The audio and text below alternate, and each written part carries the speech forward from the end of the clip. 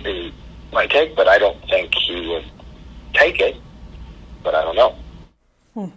So there was a very important quote, I think, from an anonymous Republican in Politico Playbook this morning, anonymous, of course, who told Playbook, I am so glad nobody recorded my phone calls after January 6th, because it was this fleeting moment in Republican politics where a lot of people here in Washington, D.C., in the Republican Party, breathed a sigh of relief and felt like finally this is the thing that would allow them to be liberated from Donald Trump. And so they can take some of the sort of Trump ideas and the Trump philosophy and the Trump approach to media, for instance, but they felt like finally this is what would allow them to be liberated. And that didn't turn out to be the case. And this is a glimpse into that. And remember, these lawmakers were, many of them were actually in immediate danger, that day and on January 6th. And so there was a lot of, emotions were running high and it was raw and all of that. And this is very clearly in that context. Yeah, and I thought at the time, and I still think now, that Democrats and Speaker Pelosi made a big mistake by gaveling out of session. So they came back and they triumphantly counted the votes and said, okay, Biden's going to be the president. I think at that, right then and there, they could have drafted an article of impeachment just in pen. Like, it was very clear what you just incited, an insurrection. Article 1, put it on the floor and vote right there. It would have passed, and you might have gotten, maybe get 30, 40 Republicans that join that night. You may have, but what's particularly, I think, hearing this audio of Kevin McCarthy denying this is 4 days later still, right? Right, and 4 days later. I mean, this went on for about a week until, it became a situation where sort of the political winds were clear, where Republicans like Kevin McCarthy ended up going. And that's what's interesting about this. Kevin McCarthy has spent years sort of trying to perfect this balancing act, which is meticulous and exhausting and probably humiliating for him at different times. And there's really nobody, though, that has done it. This is purely from a political standpoint, as well as Kevin McCarthy has.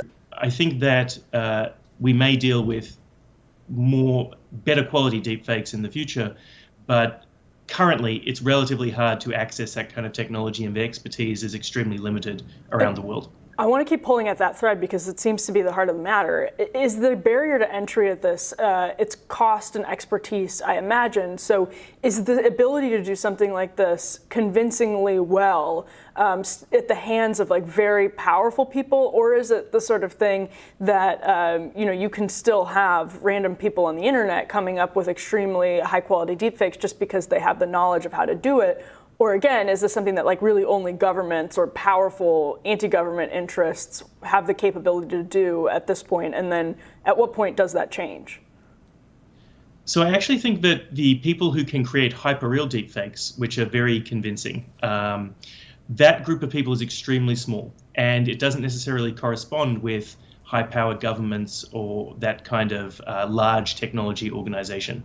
The technology is extremely new and very difficult to use, and I believe that, from my experience, the people who can do it particularly well just have domain expertise over a number of years and are not necessarily embedded in governments or big tech corporations. There's been this idea percolating in the kind of academic circles that study populism that says that the way that people are interacting with politicians now is much more personal, like whether it's Trump or whether it's some AOC.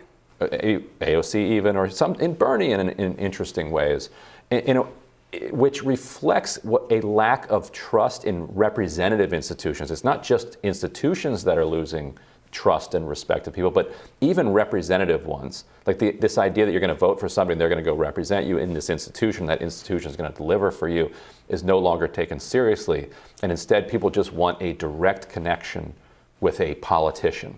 And they feel like they get that from a Trump, whether or not he's delivering or not. And so when the institution really isn't delivering, that can exacerbate that. Are you sensing that shift among young people that they want to feel either a connection or some material benefit, and Democrats in general aren't giving either? 100%. I think that point about the sort of the dear leader, if you will, in our followership culture. I mean, think about Twitter as an example. We follow people, we follow individuals. It's kind of exacerbated that tendency to think of the dear leader, the great savior, and that people are, I think, politically organizing around that because they've lost faith in institutions that are supposed to be bigger than any individual, and I think that's a huge problem. Although I think it also explains the Trump effect. I mean, Trump keeps, he said it explicitly, "I'm the only one who can fix it," or whatever his exact line was. It was something to that effect. I alone can fix it, and I think that has a short-term appeal to people when they've lost faith in institutions. And as it relates to the Democratic Party, when they are the party in power and they don't singularly focus on delivering for people, and all they focus on is trying to rhetorically say they're gonna help people, but then appease the donors that are crushing those same people, they end up sounding incoherent. They end up not delivering, and in the short term, their rhetoric may sort of mitigate that. Oh, we're gonna soon fix things, but in the end, reality wins out. And if you don't fix those problems, at the end of the day, you're going to see the polls that we're seeing right now. CNN is banking that they can resurrect their brand and they can still make more money by going back to this model where they're actually seen as the serious place for real, straight, neutral news, which, by the way, is freaking impossible. And they're not going to be able to do it. But that's what they're banking on. And that's why CNN Plus made no sense for kind of the new direction that they want to go in.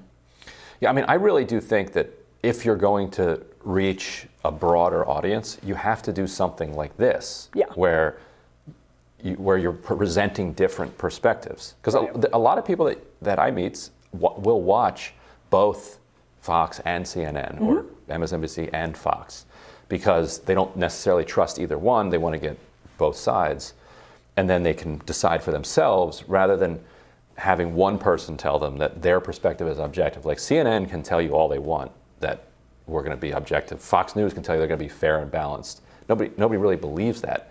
But if you have 2 or 3 different viewpoints that you're hearing at the same time, then you're like, okay, that's fine. Like I don't agree with that. I don't agree with that. I agree with that. And then you can check the ideas against each other.